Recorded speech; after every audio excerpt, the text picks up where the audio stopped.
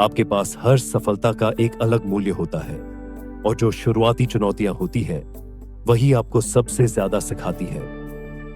नमस्कार दोस्तों, आज का यह वीडियो उन सभी के लिए है जो अपनी जिंदगी में कुछ बड़ा हासिल करना चाहते हैं, जो अपने सपनों को साकार करना चाहते हैं।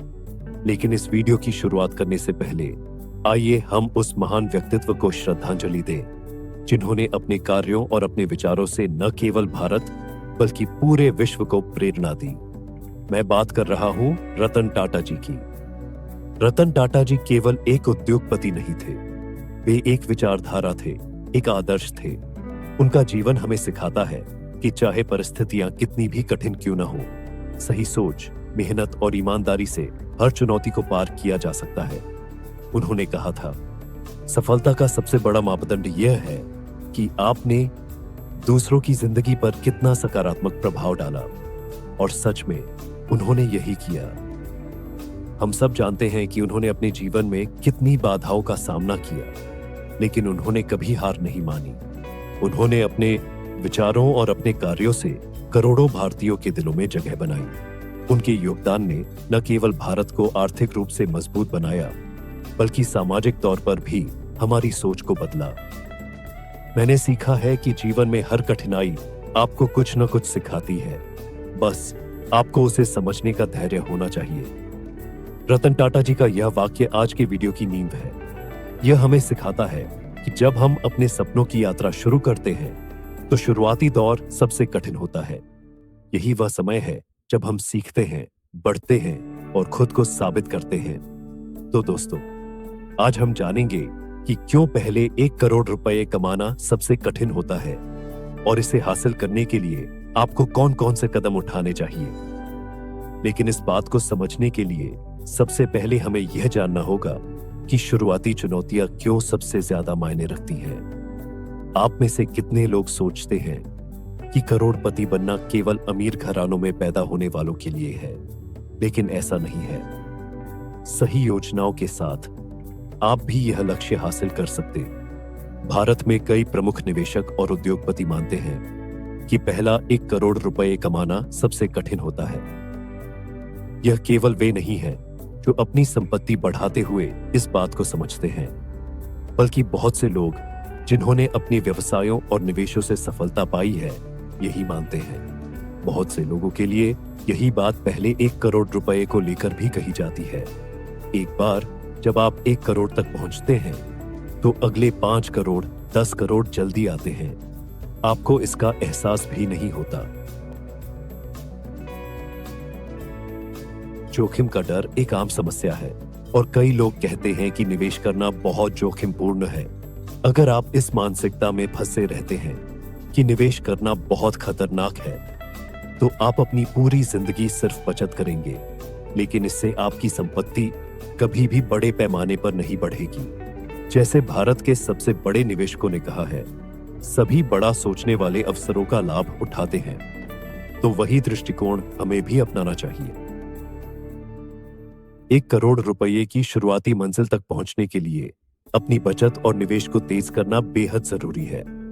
शुरुआत में जब आप थोड़ा थोड़ा बचाते हैं और निवेश करते हैं तो यह सफर धीमा और चुनौतीपूर्ण लग सकता है, लेकिन जैसे जैसे आपकी पूंजी बढ़ती है, कंपाउंड इंटरेस्ट का जादू काम करना शुरू करता है और आपकी मेहनत के नतीजे स्पष्ट दिखने लगते हैं।